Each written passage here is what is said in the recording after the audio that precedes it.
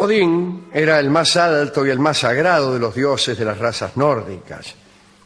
Era el espíritu omnipresente del universo, la personificación del aire, el dios de la sabiduría, el dios de la victoria universal y el líder y protector de príncipes y héroes. Casi todos los dioses eran sus descendientes, o muchos eran sus descendientes, y se los llamó Alfader, el padre de todos.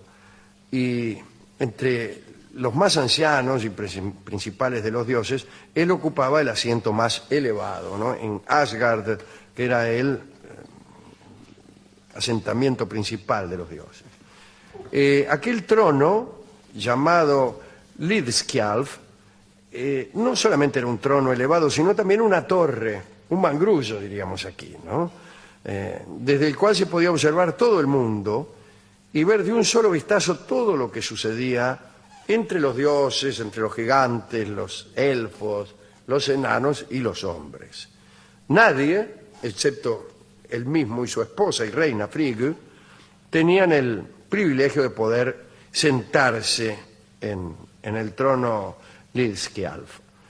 Y cuando lo ocupaban, solían mirar hacia el sur y hacia el oeste, repito, hacia el sur y hacia el oeste, que eran los puntos cardinales y también el objeto de todas las esperanzas y todas las excursiones de las naciones del norte. Odín era, eso está bien,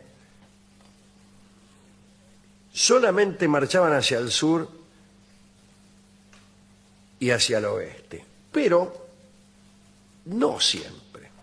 Hacia el norte es obvio que no había mucha tela para cortar. Ya venían las regiones polares y las eternas nieves, etc. Pero los eternos hielos, sería mejor decir. También es cierto que rumbearon hacia el oeste y llegaron a Groenlandia, llegaron al Labrador y probablemente a algunas otras regiones de la América del Norte, lo que ellos llamaban Vinland. Pero en realidad también marcharon hacia el oeste, hacia el este, hacia Oriente. Si bien de una forma extraña. Los vikings, desde luego, saqueaban hacia el sur, Dinamarca y la misma Inglaterra eran presas codiciadas, pero también llegaron más al sur. Y del otro lado, a veces marcharon hacia el este, alguna vez probablemente por el Mediterráneo mismo, pero muchas veces a través de los ríos que alcanzaban y que no eran ya de la cuenca atlántica, sino que eran de la cuenca mediterránea, incluso de la cuenca del Mar Negro, etc. A través del Danubio, a través de esos ríos, fueron para el otro lado y llegaron hasta las regiones de lo que hoy es Rusia. Y allí saquearon e hicieron su intercambio, dejaron alguna huella de su cultura y se llevaron algunos objetos. Entre las cosas que se llevaron también algunas ideas de las cuales hablaremos alguna vez. Finalmente todos estos tipos se hicieron cristianos, más tarde o más temprano. Está bien, tenían el cristianismo y no más, ¿para qué ir hasta Rusia? Pero ya hablaremos de lo que llevaron y trajeron los vikings desde aquellas regiones. Pero ahora volvamos aquí al trono, ¿no?, de Odín. Esos gemidos que ustedes escuchan son... es la silla, sí. No, es Porno para Todos, nuevo programa. No sé si sale al aire. Bien, Odín generalmente era representado como un hombre alto, vigoroso, de alrededor de 50 años, que a veces era pelado, a veces era morocho, tenía una larga barba, estaba ataviado con vestiduras grises, con una capucha azul, y su cuerpo musculoso estaba envuelto con un amplio manto azul, salpicado de gris, que era un emblema del cielo con las nubes. En su mano, Odín portaba generalmente una lanza, la infalible lanza Gungnir, la cual era tan sagrada que un juramento realizado sobre su punta nunca podría ser roto. En el dedo, o quizá en el brazo, llevaba el maravilloso anillo Draupnir, el emblema de la fertilidad. Aquel anillo era hermoso y tenía propiedades mágicas de las que también hablaremos alguna vez. Cuando Odín se sentaba sobre su trono o cuando se preparaba para alguna batalla, llevaba un casco de águila. Sin embargo, cuando deambulaba tranquilamente por la tierra con apariencia humana, como hacía a veces para espiar y para ver lo que hacían los hombres, hacía lo que, según dicen las 1001 noches, hacía Harún al-Rashid.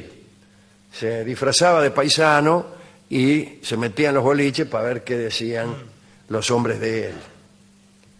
Y, bueno, en ese caso, se ponía un sombrero de ala ancha con el cual tapaba su frente para ocultar un hecho importantísimo en su rostro, que es que tenía un ojo solo. Había dos cuervos, Hugin, el pensamiento, y Munin, la memoria. Estos cuervos se posaban sobre sus hombros cuando él se sentaba en el trono, y cuando había algo que no podía ver claramente desde allí, mandaba a los cuervos. Los cuervos recorrían el mundo todas las mañanas y después regresaban al anochecer y le susurraban al oído a Odín las noticias de cuánto habían visto y escuchado. De esta manera se encontraba bien informado acerca de todo lo que acontecía en la tierra. A sus pies, cuando estaba sentado, ¿no?, se acurrucaban dos lobos o acaso sabuesos de caza. Se llamaban Geri y Freki, animales que eran sagrados para él y considerados de buen agüero cuando se cruzaban en el camino de alguien. Odín siempre alimentaba a estos animales con sus propias manos. En cuanto a comidas, el propio Odín no necesitaba ningún tipo de comida para su sustento y rara vez probaba nada, excepto el hidromiel sagrado. Cada tanto se mandaba un traguito por placer nada más.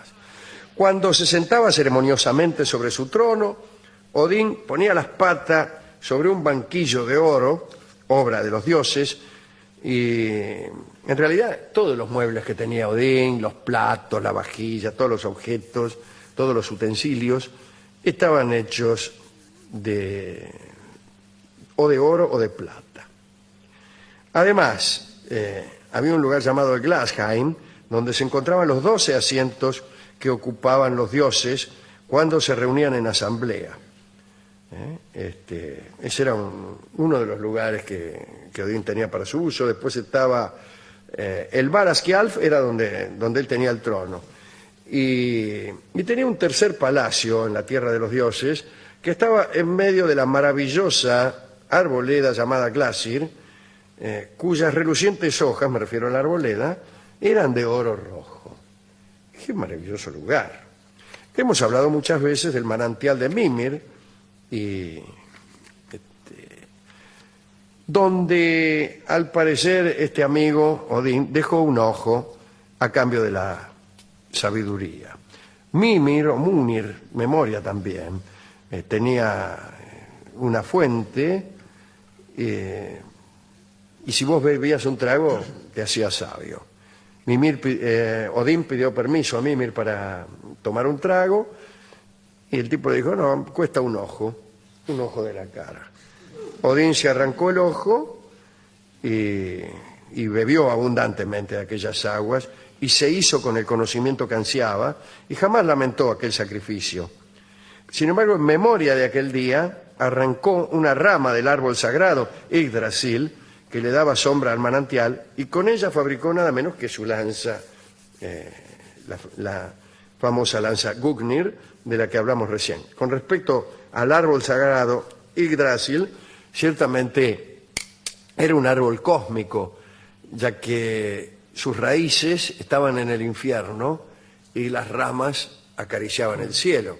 El cielo que, sin embargo, para los vikings, para los nórdicos, como hemos dicho el otro día, estaba relativamente cerca, ya que no era otra cosa que el interior de la calavera de un gigante primigenio que fue muerto por los nuevos dioses. Esa calavera en realidad era la bóveda celeste. La calavera estaba instalada sobre un llano que era el mundo, ¿no? O sea, no teníamos en aquel entonces un universo tan extenso. Ahora hablamos de millones y millones de años, luz. Antes no, estaba ahí, no, las estrellas estaban ahí nomás. El cielo estaba alto, pero no tan alto. No tan alto. Era mejor así, ¿no? Y bueno, no No vas sé a si comparar. La ignorancia siempre es mucho mejor que la sabiduría, por mucho que Odín se haya tomado 4 o 5 litros de sabiduría. Bien, como quiera que sea, Odín no era el creador del mundo. Era todo esto que hemos dicho, pero no el creador del mundo. El creador del mundo era nadie. Se había producido el nacimiento de un enorme gigante que después fue muerto, todo por frotamiento de los hielos y de los vientos. O sea que Odín era más el ordenador del mundo. Y en muchas culturas, incluso culturas americanas, como por ejemplo en la cosmología de los Onas, el dios más venerado no es el que creó el mundo, sino el que le dio sentido, el que le dio acaso leyes, llamémosle así, o el que favoreció a los hombres, siempre víctimas de elementos cuando estos están sueltos y nadie los sofrena, ¿no? Bien, este era Odín. Hay también, para terminar aquí, se cuenta la larga y aburrida historia del hidromiel que confiere el don de la poesía. Según creían los nórdicos, la poesía